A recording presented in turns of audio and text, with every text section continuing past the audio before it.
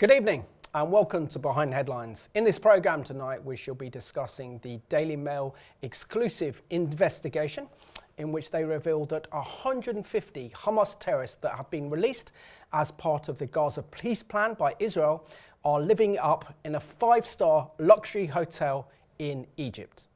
So the big question is, would you like to stay at Hotel Hamas and share your holiday with some of the most dangerous and deadly terrorists in the world? The international community did not allow the IDF to destroy Hamas in Gaza, and now the threat of these Hamas terrorists pose a direct threat to Western security. So in this programme today, I'm joined by my good friend, Pastor Reagan King, together with my other good friend, Pastor Tim Gutman. So guys, welcome to the programme. I'll start off with you, Tim. I mean, this is an extraordinary investigation carried out by the Daily Mail. Someone has clearly given them the kind of intel that Hamas are staying at this luxury five-star hotel, and yet the guests don't know. And these terrorists are part of the peace agreement that Israel has had to release 150 of the most dangerous Hamas terrorists in Israeli prisons in order to bring the 20 living hostages home.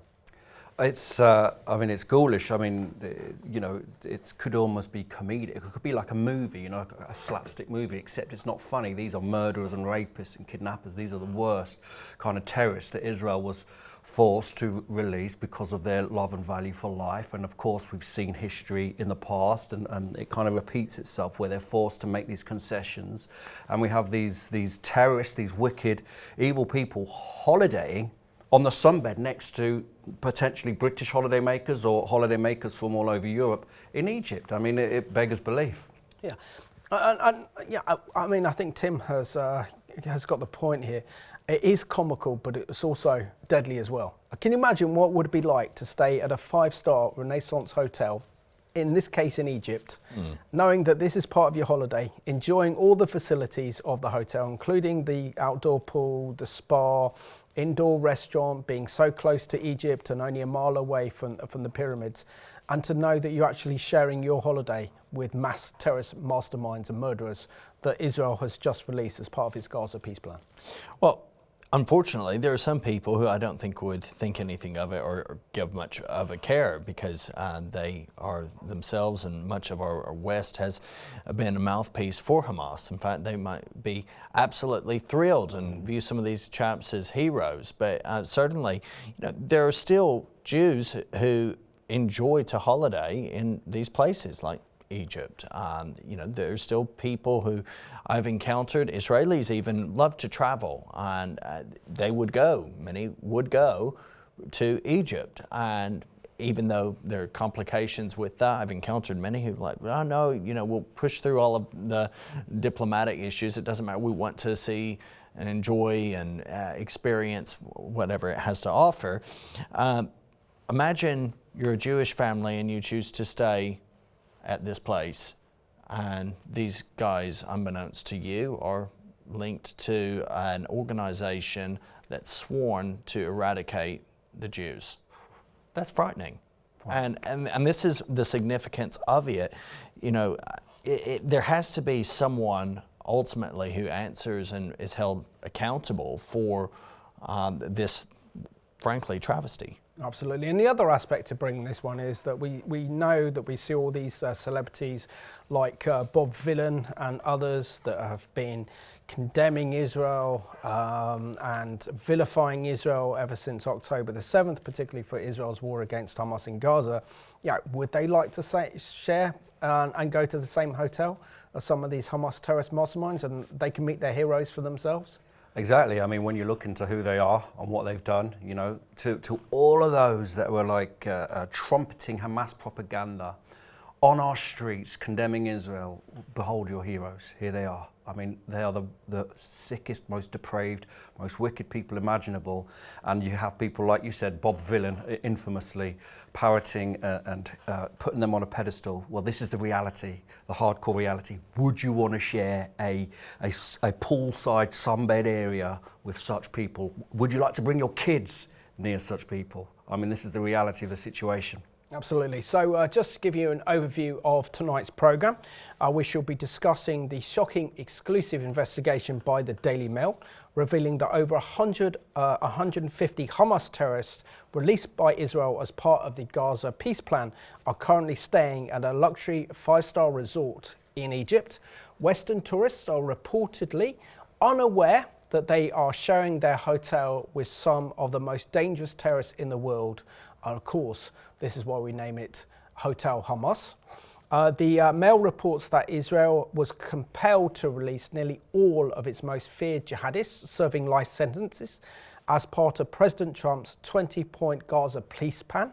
According to those freed, 154 fanatic terrorists are now residing in the Marriott's five-star Renaissance Cairo Mirage Hotel in Egypt's capital.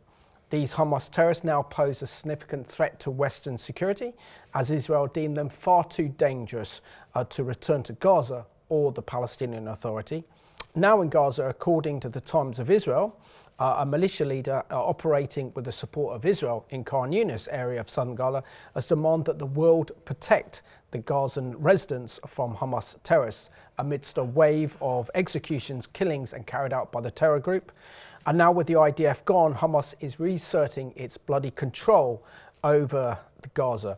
And of course now the danger is that the world will not allow Israel to confront Hamas, and now Hamas will confront the world.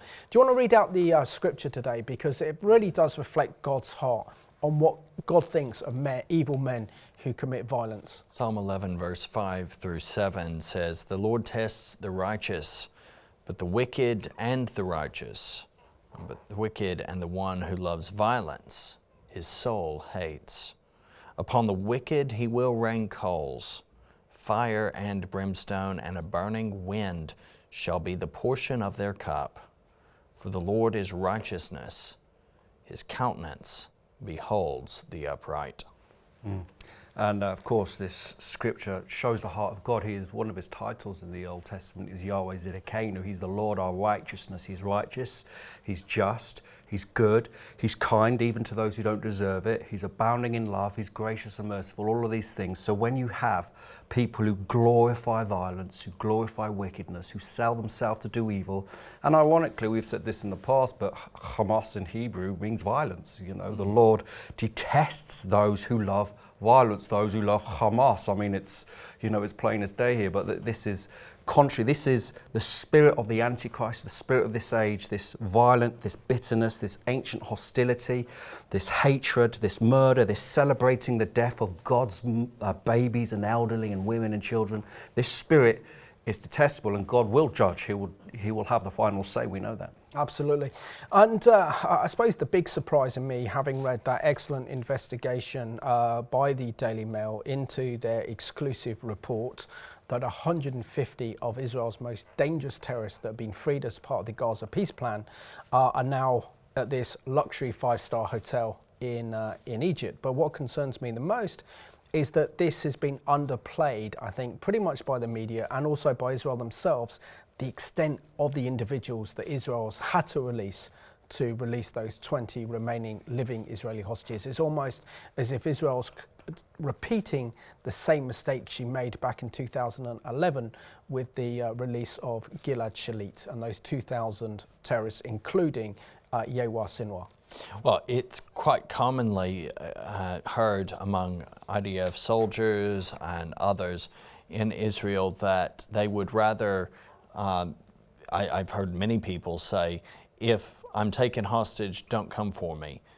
Just leave me, don't come for me unless you're going to actually set me free. Don't actually release anyone. Don't release any of these terrorists for me. I've heard that many times. The whole idea of not negotiating with terrorists is also an element of import, because now Hamas knows that this is a working strategy, right? If they take hostages, if they manage to do this, they can be certain that they'll get people out. There's definitely an underplaying of it, even among those people who have been families or victims of these characters. I've kept up with a number of commentators on this who themselves are directly connected to or are in the family of the people who were victimized by these terrorists.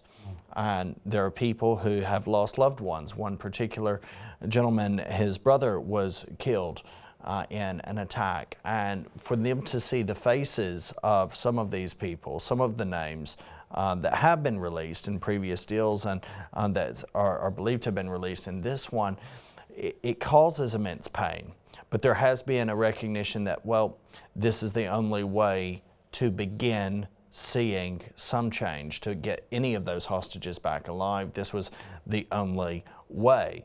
And yet it's not a way that has set particularly well with the vast majority of the Israeli public, because they recognize, okay, maybe we have a bit of reprieve, but what happens in 5 years, 10 years, 20 years? Oh, absolutely. And the great danger here, Tim, isn't it? It is the fact that that Israel has released virtually the most dangerous of the Hamas terrorists as part of this peace agreement in Gaza to get the 20 remaining hostages alive, and of course those dead bodies of the hostages that still have Hamas have yet to return. And yet Israel has destroyed since October the 7th the entire leadership of Hamas in Gaza, including Yehua Sinwar, the Hamas leaders that have been based in Iran and in Syria and other places around the world, and decimated their leadership. And now Israel has released now 200 of these hardened terrorists with terrorist experience and expertise. But instead of that danger coming to Israel, because they refuse to allow them to go to Gaza or under the Palestinian Authority, they are now they're in Egypt. The possibility of then going to Qatar, Turkey, Tunisia, and then on to the West. They pose an even greater threat to the West, don't they? It's one of them cases where, I mean, you wouldn't be surprised, sadly, shockingly, that if it turned out that one of these guys ended up in the UK, you know, through the boats or whatever. This is, I mean, it's sad and distressing because Israel has been here in the past, as you mentioned with Sinwar, and if the West just let them get on with finishing Hamas instead of all of this pressure and all of this swallowing this lie, hook, line and sinker of genocide and all of this, and you know, if they would just finish it without giving Hamas anything, they were running out of things to bargain with, you know, and through this peace deal we've seen all of these guys that are dangerous. And can I just say at this point as well, this equivalence, I mean, it's so sickening that they equivalate the Hamas prisoners, the terrorists, the murderers, the rapists, with the hostages. They call them Palestinian hostages or Palestinian prisoners. Or detainees, if you quote The Guardian. Or detainees. I mean, it's sick. I mean, that's the equivalence. But these are, okay, so on the weekend, there was a march in Whitechapel in London. This is just an example. And apparently UKIP wanted to go and march there, but they were banned by the police. Similar to Birmingham, because the police couldn't protect them or whatever. But the community still, the anti-racist brigade and also some of the Islamic community, they still marched. And they were marching, saying, these are our streets, this is what they were chanting. And some of the anti-racist protesters were like, guys, we're on the same side. And they said, we are not on the same side. Yeah. These are our streets. We want these streets for Sharia. And this is what's happening. You will have a wake-up call when you realise these guys, they're not your heroes, they're not your friends. They actually, at first, they will come for the Jewish people, and they do want Jerusalem, but they also want Rome, they want London, they want it all. Absolutely. The other aspect we need to bring in this one is that now that a ceasefire is in place, we see a re-emergence of Hamas coming out of those terror tunnels where they've been hiding and killing innocent civilians, killing and trying to murder militias who oppose them, and literally public executions in the streets of Gaza. And yet, where's the international community condemning the real atrocities that are now taking place because Israel has withdrawn their forces from these areas of Gaza, and literally the world is silent? No Jews, no news. That's basically what's going on here. If the IDF isn't involved, the rest of the world's not interested. But the reality is, I was in Houston on Saturday for a brief period of time, and outside of the Friends Meeting House, there was a odd assortment of individuals holding some banners calling for peace and just peace. And it was a little weird because, okay, you know, now you can't have people say ceasefire now. So they've had to adapt their signage and everything, but they're still banging on about the same sort of thing. End occupation. Okay, what occupation of what? Occupation of who? What define these things? Anyway, you know, I walked up to one of the individuals who was not a part of the main consortium stretched out in front of the building. It was someone handing out leaflets, and I just thought, what's going on here? So I said, I took the leaflet and I said, okay. I said, what's your agenda? Well, our agenda is to see justice and peace for Palestinians. And I looked at her and said, not for Israelis as well? You know, she was thrown off a little bit. I said, because I thought it was supposed to be for both Israelis and Palestinians. What's your issue here? And so I brought up this fact, this reality of Hamas thugs slaughtering people in the streets. And she said, well, the IDF has broken the ceasefire. I said, give me an example. Yeah. And so she gave you know, this one example of some individuals in a van that crossed the line that they were not supposed to cross. And, you know, orders were followed. It's a tragedy, but orders have to be followed. And that's the situation of the psychological warfare. And it just kind of began to be this thing of Israel is the aggressor, Israel is the problem. And in Gaza, I'm like, but in this particular region, they're not even present, and the ceasefire is imposed. Yes, but it's not a just peace, is it? What do you want? You don't want Israel. That's right. Exactly. And that's what's going on. And to clarify that, let's have a look at this excellent report by CBN that reports on the fact that Hamas is killing and executing civilians in Gaza, and yet there's no international condemnation, which is shocking. In a post on Truth Social, President Trump warned Hamas, if Hamas continues to kill people in Gaza, which was not the deal, we will have no choice but to go in and kill them. When asked later if his post meant that U.S. troops would go into Gaza, Trump responded, No, I didn't say who would go in, but somebody will go in. It's not going to be us. We won't have to. There are people very close, very nearby that will go in. They'll do the trick very easily, but under our auspices. His comments come as Hamas refuses to lay down its weapons and after a widely seen video of the terror group publicly executing Gazans. There are reports that it's fighting other clans in Gaza in a power struggle. Israel accuses Hamas of breaking the Trump-mediated agreement by not returning all the deceased hostages yet. Only 9 have been returned so far, with 19 more still held in Gaza. A callous, barbaric terror group is continuing to hold onto these bodies as their families innocently wait to give their loved ones a dignified Jewish burial. Now, this is what Israel is up against, and the Prime Minister is determined, committed, and is working tirelessly to return all of our fallen hostages. Still, Israel is allowing the flow of aid into Gaza despite not receiving all the hostages back yet. The IDF received 2 bodies early Thursday, the last female hostage in Bar Haiman, and Bedouin IDF Master Sergeant Mohammed Al-Atresh. Thank you, CBN, for that report on the worrying developments in Gaza, where Hamas, instead of disbanding as per the peace deal, are actually executing Gazans in the street. Very, very distressing. The Daily Mail on the 25th of October released a report regarding these Hamas terrorists staying in this Hotel Hamas. And the headline says, "Welcome to Hotel Hamas. 150 dangerous terrorists released by Israel under the Gaza peace deal are staying at a 5-star luxury resort alongside unsuspecting Western tourists. These Hamas terrorists released under the Gaza peace deal are staying in a 5-star hotel. Experts warned of a radical new threat to global security after the Daily Mail tracked down more than 150 of the highly dangerous extremists to a luxury hotel in Cairo. Israel was forced to empty its prisons of nearly all its most feared jihadists held on life sentences as part of Donald Trump's 20-point peace plan.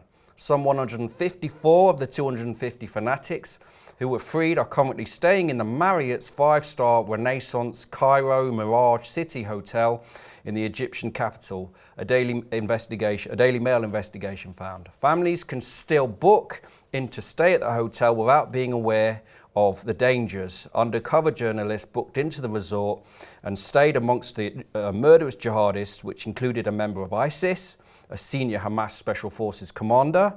Today, the Daily Mail said that they published shocking images showing these hardened killers and extremists living in the lap of luxury beside sunbathing Western tourists. Imagine booking a hotel. Okay. Well, I was worse though. I mean, you can imagine, I mean, this story came out on Saturday morning. So you can just imagine you're by the pool, you know, it's what you do sometimes. You're flicking through your phone, and usually I end up going through the Daily Mail app and, you know, sometimes see Reagan in it when he appears in the news stories now and again.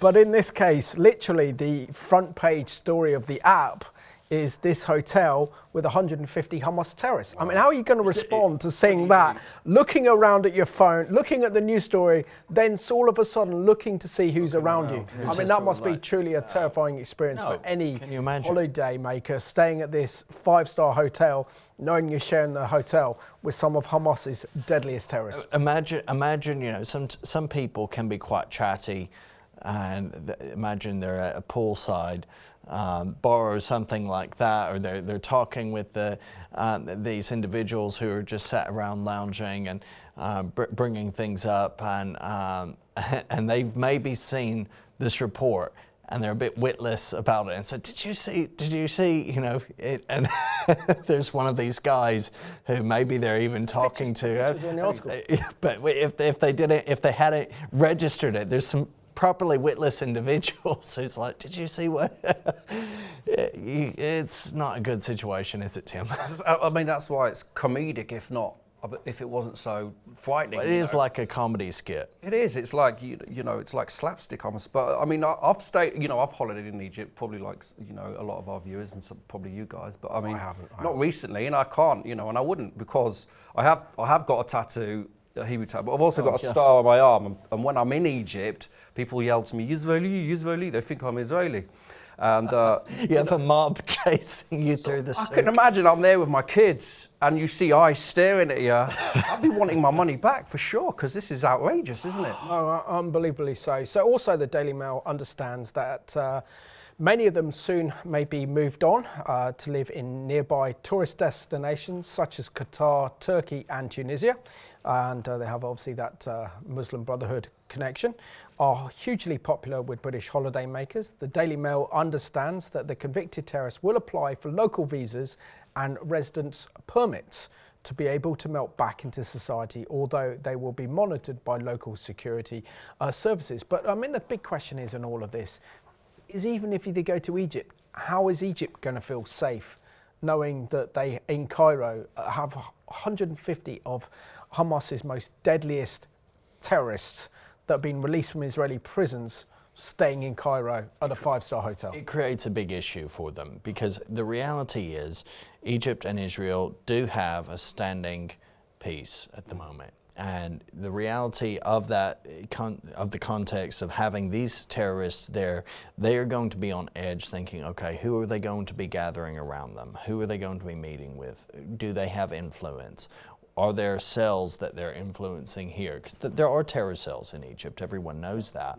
The Muslim Brotherhood, of course, is pretty much based there. So you're kind of looking at this situation where the government is, it's been wanting to kind of move beyond that, as many countries in the Middle East have, you know, for the sake of economy and for the sake of just basically getting beyond endless war.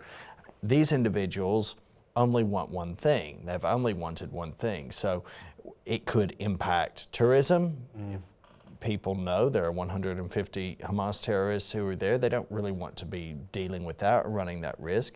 It could certainly and will definitely impact Jewish tourism, which has long-standing interest in Egypt. Absolutely. But I think ever since October the 7th, very few Israelis have travelled to Europe, let alone Egypt or Well, and there Jordan was a or the murder. Middle East. There was a murder shortly after. I believe it was in the winter of 24. There was an Israeli, I believe, potentially Jewish. I can't remember where the individual came from, but who was murdered at one of the tourist sites in Egypt.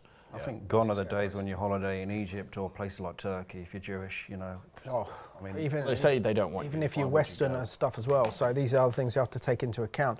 But surely this is a kind of massive oversight by General Sisi of Egypt, the president of Egypt, primarily because he's the one that overthrew, thanks to over 13 million people who took to the streets to oppose the rule of the Muslim Brotherhood and Mohammed Morsi.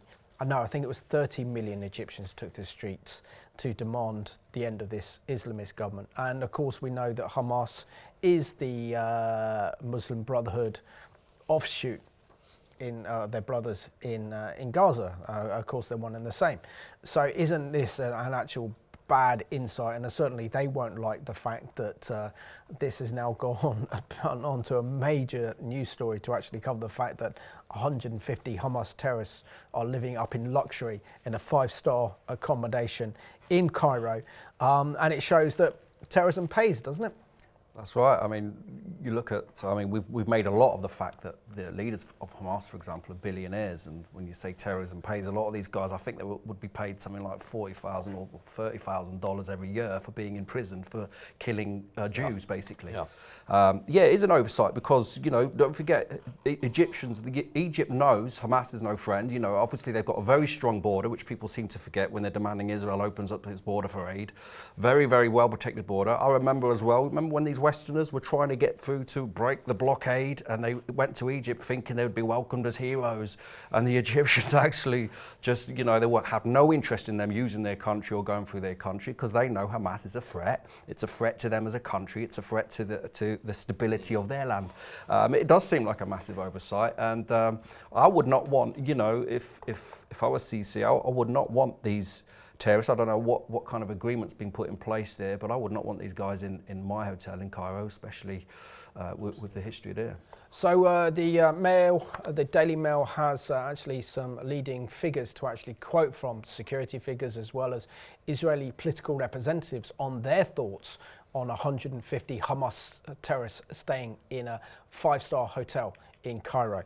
So we have Professor Anthony Glees, who's a professor at the University of Buckingham, said the following. He says, "These people are our sworn enemies. They will cut off the heads of British soldiers and kill left, right and centre. We must not let them collect together. There can be no hiding place for these people. Otherwise, you are setting up a terrorist army in exile. It would be Hezbollah 2.0. We see that a former Israeli intelligence officer quoted in the Daily Mail, known as Guy C, added, "There are no restrictions on their movement in these countries. They can walk freely, travel to Europe, even the UK, receive donations from naive supporters, and gain backing from protesters who are already sympathetic with them. The first thing these terrorists will do when they reach Turkey or Qatar is to contact their associates in Gaza or the West Bank to send money and re-establish their networks. They will quickly regroup and form new terror cells." David Mincer from the Prime Minister of Israel's office said that these men are terrorists convicted of bombing buses, murdering students, and kidnapping teenagers. Israel freed them not to reward evil because we value human life above all. A bitter price, but one our people have paid through across all the ages to reclaim kin from the hands of Jew haters. And of course the cost that Israel's had to pay for this one. I think this is the first time any publication has really identified who those Hamas terrorists that Israel has released as part of the Gaza police plan have actually been revealed, and it's frightening. So according to the same article, the release of 250 of the most dangerous terrorists serving life sentence was a key sticking point in in the deal for Israel, which was to strongly oppose their release, but it was ultimately deemed to be the only way to persuade Hamas to hand over the last 20 living Israeli hostages. And we also see, for example, that they released that there are only now 20 Palestinian extremists serving life sentences left in Israeli prisons. Of the most serious terrorists freed by Israel earlier this month, 154 were considered too dangerous to remain in the West Bank or Gaza. And of course, Israel doesn't want these terrorists to be welcomed as heroes under the Palestinian Authority or going back to Gaza where they could form new terror cells. But now, because the world won't allow Israel to deal with the Hamas terrorists, they're now a terror threat to the West, including Britain. That's right, and as the article pointed out, they will regroup, they will, form, they will not stop doing what they're doing, they're committed. I was looking on X, Twitter, it used to be called Twitter, and there was a guy in Gaza there, and he was like, listen to me, you don't understand. We don't want peace, we want Jerusalem. They won't stop, and so where are these guys going to be released to? Where in the West, for example, I know we've mentioned Qatar and Turkey, but like I said, it's one of them where you wouldn't be surprised if you found, in 5 years, one of them's living in London, for example, and they present a threat to the whole world. And shockingly, and sadly, only 20 now Palestinian terrorists and murderers are being held by Israel, which means all of those other ones are released somewhere, and it's a frightening prospect for the West, not just for Israel, and we can see that. Absolutely. And Reagan, do you want to kind of identify who these people are? Because in this very courageous article in the Daily Mail on their investigation, they actually reveal who these terrorists are and the horrible, horrific terror crimes they've committed. Well, we have, starting with Mahmoud Assa, this is 57 years of age. He founded Special Unit 101 of the Izz ad-Din al-Qassam Brigades, Hamas Special Forces unit in Hamas, which specializes in kidnap. And his incarceration was a particular cause for complaint for Hamas chief Yahya Sinwar, who was upset that Issa was not freed alongside him in 2011. Sinwar launched the October the 7th atrocity in part to take enough hostages to force Israel to free the likes of Issa, who had been in jail since 1993. Others staying in the luxury hotel include ISIS member Izz ad-Din al-Hamara, 47 years of age, who recruited suicide bombers and planned hijackings, bus bombing mastermind Samir Abu Nima, 64, ambusher Mohammed Zawara, 52, kidnapper Ismail Hamdan, 57, and murderer Yusuf Dawood, 39 years of age. So this grouping, you can see, these are high-level, long-dedicated individuals who I'm sure, they're minted because of the pay-to-slay promises of the past. They will have a great deal of resource just that they would be receiving, probably a great deal of money from Qatar as well coming their way for all of the time that they did spend inside for the cause, so to speak. But it's just a very, very grim scenario when you have individuals who justice was meted out to some degree, but now it seems like justice has been robbed. The people have been robbed of just righteous demand for the loss of life of their loved ones. And many people are now saying Israel needs to bring back capital punishment. I was thinking exactly the same thing, because surely we can't have this again, where that Israel actually release Hamas terrorists that are terror masterminds that are responsible for the shedding of innocent Israeli blood on their hands, and yet they're able to serve these life prison sentence in Israel, only to be freed a couple of decades on, when Israel has to negotiate with Hamas. And if they face execution for their crimes, then there's no way that Israel should actually then give the bodies back. And of course, one aspect of this is that Israel is refusing to give up the body of Yahya Sinwar, who was the mastermind of October the 7th, and this is the body that Hamas really want. So kind of share with us kind of the kind of danger, really, essentially, of all these terrorists and masterminds staying in one single location, in one single five-star luxury hotel in Cairo. Well, I mean, you can imagine their huddles and their gets together and their plotting and their planning, staying in the same hotel. I mean, you know, in luxury, you know, with spas and swimming pools, they can plot 1 minute and the next minute they can go and have a massage by a pool or whatever. It's outrageous. And you said yourself, you know, I see no other solution for Israel but capital punishment because, for example, we have a friend and she was attacked most horrifically with machetes and knives. One of her attackers has been released, and she's like, can you imagine? Because Israel's such a small country, as you know. And everything affects everyone, you know. For example, October the 7th, the whole country is in trauma. The whole country is in shock. And with these events, and of course they want to shield this from Israelis because you're seeing people released that attacked your family members or your friend or, you know, this person that was attacked. And these are the most horrific people. And here they are living in the lap of luxury in a 5-star hotel, 200 quid a night hotel, plotting and planning who knows what. Completely free to do so. This kind of story, you know, it's happened before to Israel. It's coming back to haunt them. History is repeating itself. Surely the only way is to bring back capital punishment. Absolutely.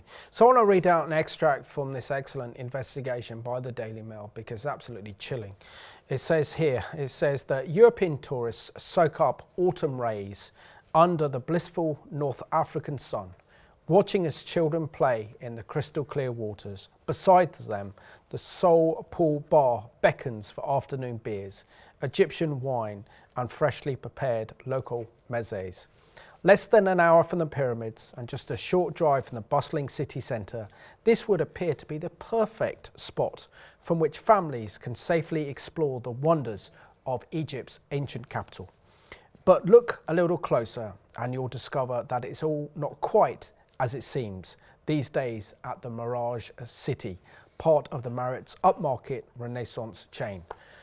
For bustling shoulders with unusual guests in the 5-star resort are 154 convicted terrorists who were last week poured out of Israeli prisons. Part of the extraordinary price the Jewish state was forced to pay for the release of the hostages in Gaza, held largely by Hamas. And again, again, going back to this, I mean, firstly, who thought it was a good idea to allow 150 of these Hamas terrorists to actually stay at a 5-star hotel in Cairo, and knowing that also Western tourists are staying there as well, but they're all together. And the other aspect of this one, the article goes on to talk about, is how that they are being glorified as celebrities in Egypt. The Egyptians recognise that these are Hamas leaders. They recognise the absolute horror and carnage and bloodshed they've committed their own hands, and yet they are kind of worshipped as celebrities, as heroes. Well, it goes on to unpack a little bit of some of this scene that is there. And Simon, it's bizarre, it's troubling. Someone is bankrolling this, of course. They're being rewarded for all of their time. That's almost certainly how this is being looked at. It says, when the Daily Mail checked into the hotel, we found ourselves in a room just a few doors down from one of Israel's most dangerous inmates. And that was, of course, that individual who founded Special Unit 101 of the Izz-al-Din al-Qassam Brigades, the Hamas Special Forces unit who specialized in kidnap. At breakfast, unwitting tourists were eating near Al-Hamamra, who recruited suicide bombers and planned hijackings.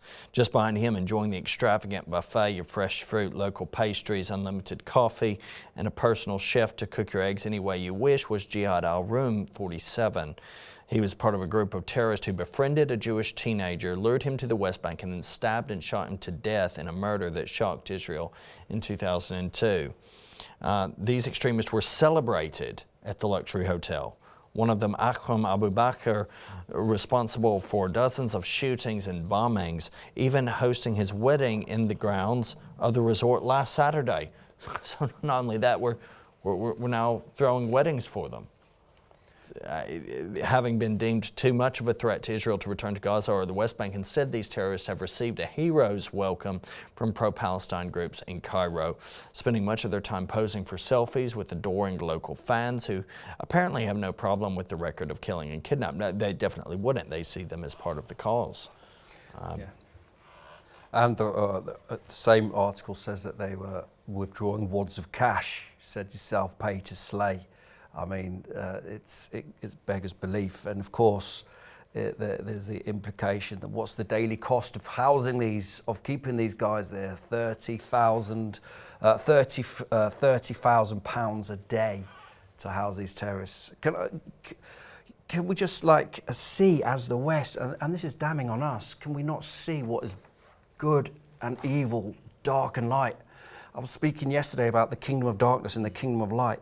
If you can't discern that these guys are the bad guys, if you are on the streets chanting and propagating their lies and their nonsense, if you can't see that these are wicked, if you're silent now when it's uncovered who they are, if you're silent while Hamas is murdering civilians in the street and breaking their legs for so-called collaborating with Israel or whatever it is, if you are silent and ignoring the death of hundreds of thousands of people in places like Yemen and Syria and Nigerian Christians, if you can't discern that, there's something very wrong morally, there's something broken about us, don't you think? And I think Israel always values life. We know this. They're always forced into these situations, and it's sad, and it's, you know, we've seen it before in the past. But Israel does value life. Israel does value the things that you would say, these are good values. This is light, life, democracy. This is righteousness. And if we can't see that, there's something wrong with us. No, absolutely. And of course, the same article goes on to talk about more of the individuals that were staying at the hotel. It says, but among those allowed to leave the hotel was Basham Khalidi, 41, who helped to organise the 2004 Carmel market bomb that killed 3 and injured over 50. He had languished in Israeli prisons for 40 years for the 1983 attacks, in which killed 6 people, including an 11-year-old child, after he placed a charge near their vehicle. We see that terrorist ceremony was also held at an indoor function. So actually celebrating the release of these terrorists, their families were there. They could actually enjoy that kind of Egyptian hospitality and actually then be treated as kind of heroes, knowing that not only do they pose a direct threat to Israel, they pose a direct threat to Egyptian national security, the stability of the Middle East, but also European security as well. And to actually then come to face with terrorism masterminds, those who have committed the most atrocious acts of murder and terrorism, it's just like a harrowing nightmare, isn't it, if you're staying at this hotel? To be honest, the situation, if you're there and you're observing and you know who's there, how can you have any sense of comfort or peace, even if you have Christ's peace and you're like, okay, no, I can sleep, right? It's a conscience issue as well. I don't particularly want to share a table with someone who's committed heinous acts without any repentance, without any sense of, I don't want to be in a place where people are praising and taking selfies with convicted terrorists. It's just entirely unseemly.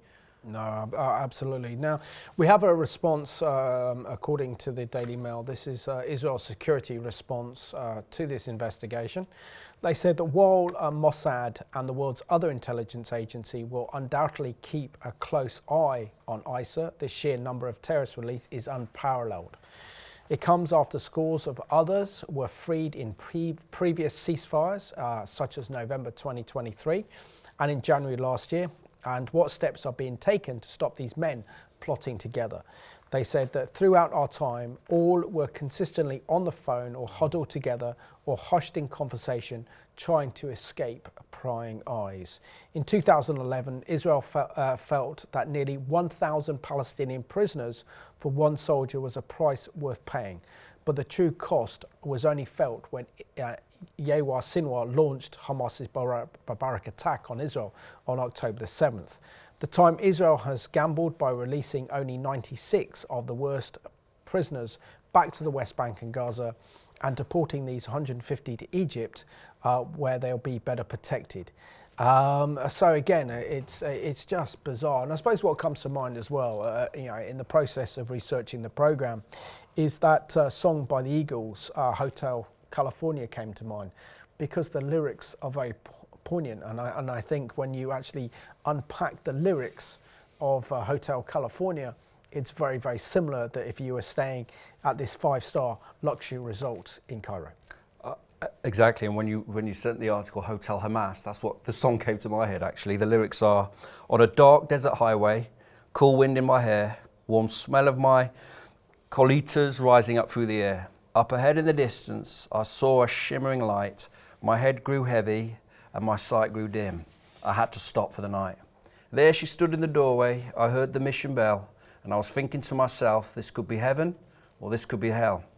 There she lit up a candle and she showed me the way.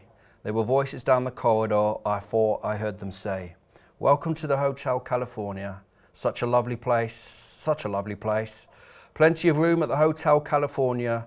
Any time of the year, you can find it here. And here we go. Mirrors on the ceiling, pink champagne and ice. She said, we're all just prisoners here of our own device. And in the master's chambers, they gathered for the feast. They stabbed it with their steely knives, but they just can't kill the beast. Last thing I remember, I was running for the door. I had to find the passage back to the place I was before. Relax, said the night man.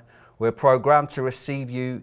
You can check out anytime you like, but you can never leave. Very poignant words there, and I think a lot of us that know that song, the tune was in our head as well. Like we said, comedic, if it wasn't so dangerous and so wicked. Doesn't this really kind of describe the very times and the age in which we're living in?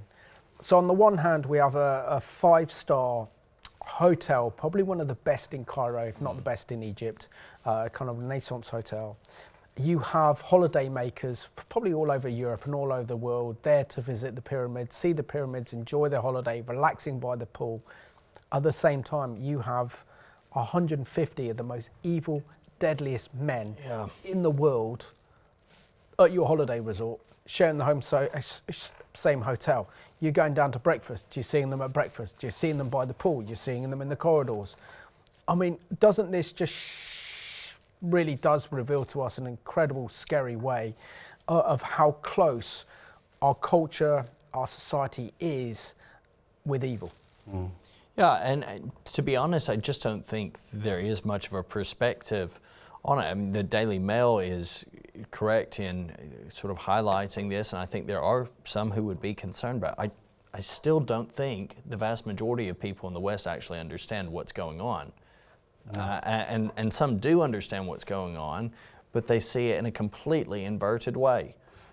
Hence, you have people celebrating these individuals. Anyone who's staying there certainly now is going to be doing so willingly and understanding who they're with or talking to. And, across the past 2 years, I've heard so many people, both sides of this issue. And so there's a moral equivalence that's rife between Hamas and the IDF that it's total nonsense. Total nonsense. And, there's no consideration for the victims in these cases, the vast majority of whom were, like on October the 7th, civilians. I mean, we're acutely aware of dangers if you've got kids nowadays. Do you know what I mean? You want to know where they're at, who they're with, and you let your guard down when you're on holiday and you stay in a hotel and it's all inclusive and it's all on the grounds. And ironically, kids could be at the breakfast bar, sharing a spoon or standing next to someone that's literally murdered Jewish children, and that's what's frightening about this. And this whole thing of this distortion, this distorted view of truth and right and wrong.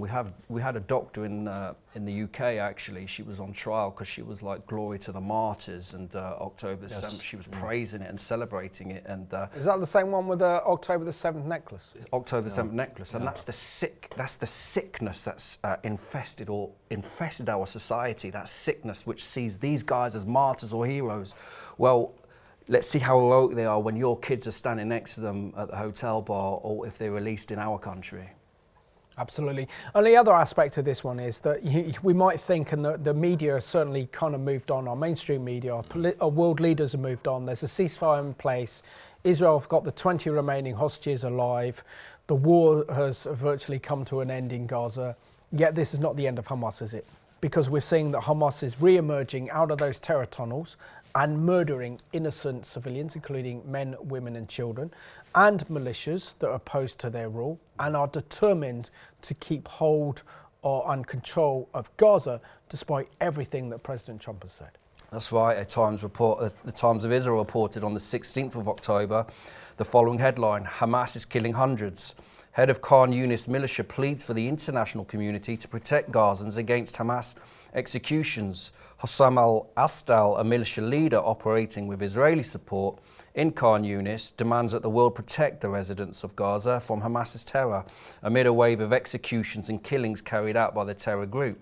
In the video obtained by the Times of Israel, he thanks the US President Trump for his efforts towards the ceasefire, but adds that after saving Gazans from Israeli bombardment, the president should now save them from Hamas. Hamas is killing hundreds of children, women, youths and elderly people. Under what charge? We came out of a military war into a war of terrorists, he declares. Today, Hamas is waging terror against the people in Gaza, killing with RPGs. Hamas is 100% ISIS, he said, calling on the international community to protect. Adding a message to the people of Gaza and to the whole world, al-Astal says his militia is not seeking to rule Gaza or gain influence. We want to move the people from Hamas's rule to civilian rule that will serve the residents. We want peace and we want to live. We're not fighting Hamas today in order to rule. And in the conversation with the Times of Israel, after the video was recorded, al-Astal stresses that his group is continuing to fight Hamas. Absolutely. And the other aspect of this one is that these militias want Gaza free of Hamas, but they're also concerned that their backers are backing them, which is namely Turkey and the Qataris. Yeah. And there is now a prospect as part of this peace agreement that Israel may have to accept Turkish soldiers in Gaza to keep the peace. Now, knowing that the Muslim Brotherhood affiliation with Erdogan and Turkey and Hamas and the Qataris, this would be a bad move for the future of Gaza, wouldn't it? The armed clans that are there are already accusing Ankara of supporting and protecting Palestinian terror groups like Hamas. Of course, PIJ would be involved in that as well. They're not working for peace, and we've known that. Turkey has been at the forefront of condemning Israel in this whole season. So for any entertainment of Turkey to be involved in this is quite out of order. Leaders of anti-Hamas militias operating under Israeli control in the Gaza Strip are saying that they oppose any involvement of Qatari or Turkish forces in post-war Gaza. And Hossam al-Astal, the leader of the militia in the Khan Yunis area, charged that Turkey supports Hamas and protects Hamas, and said he considers both Turkey and Qatar to be war criminals, according to Channel 12, adding that anyone who helps us against Hamas will be welcome. Turkey's openly expressed their interest in being involved in the stabilization force. U.S. President Donald Trump has said that Qatar could also be involved, but the reality is this is basically just giving Hamas power under different names. Absolutely, and this is the danger, isn't it? And this is the danger of this war in Gaza. It's not just Israel or the IDF against Hamas and Palestinian Islamic Jihad, but also their sponsors, which are namely the Turks under President Erdogan, but also the Qataris, and they are trying to protect at all costs their fellow Muslim brotherhoods, which is Hamas in Gaza. That's right, and this whole thing with Qatar and the money they've pumped into Western universities that are anti-Israel and are anti-Western actually, when you follow a lot of the money trail, a lot of it does go back to Qatar, but they're being presented as our friends and a partner in peace, and I think this is worrying. And as well, if I can just put for a second my tinfoil hat on as in terms of prophecy, when you look at, for example, Gog and Magog, and you look at those nations, Turkey's very prominent there, and I think Turkey's involvement anywhere near Israel is quite a worrying sign, and for us as the church to really be awake, to be alert what's going on from a biblical perspective, you know, to be biblically literate, not to buy these so-called peace agreements and peace deals, especially when you see countries like Turkey and Qatar. We shouldn't buy this lie that they're our friends when they've been pumping money into organizations that hate us, hate our values, hate Judeo-Christian or Jewish people, and they hate Christian values or work extremely hard to undermine our values, and their involvement, as well as much as presented as friends and partners of peace. I think these are worrying signs for the future, and in terms of prophecy and Bible, we should keep an eye on. Yeah. No, absolutely. So in the closing minutes of the program, Reagan, give us your perspective on the high price that Israel's had to pay to bring home those 20 living hostages by freeing those 200 actually, Hamas terrorists responsible for committing hideous acts of terrorism. But instead of the threat they pose to Israel, they now throws a major threat to the West. They do indeed. At the same time, I agree with David Mincer and others. It was the only way that those hostages were going to come back alive. And so this fulfilled responsibility and obligations. It was an answer to the request that many of us had been pleading and praying for, that they would be brought home, right? But we recognize that that always comes at a cost. The cost is, okay, it's either going to be more IDF soldiers' lives lost, more hostages unable to come back alive, more suffering that they're experiencing, or this situation wherein you can see it can be managed. And we have seen some of those who were released in previous hostage deals face justice through other means. They're going to be keeping a close eye on them. Yes, there's heavy risk, and we have to be honest about that, as we have been on this program. But I think there's more going on here, and we're going to see each of these individuals, certainly, if not now in this life, certainly in that to come, will face justice. And with that, a minute to go, Tim, just unpack for us this spiritual lesson that we can learn from the Bible, that when the world allows innocent Jewish blood to be shed in Israel, it doesn't remain there, it spreads around the world. In the same way that Israel's had to release these 200 deadly Hamas terrorists from in prisons in return for these 20 Israeli living hostages to be returned to their loved ones, Israel won't pay that price, but the West will pay that price. Absolutely, and it never finishes with the Jewish people, and God loves his people, he fights for his people. We trust God, we trust as well the IDF, no matter what.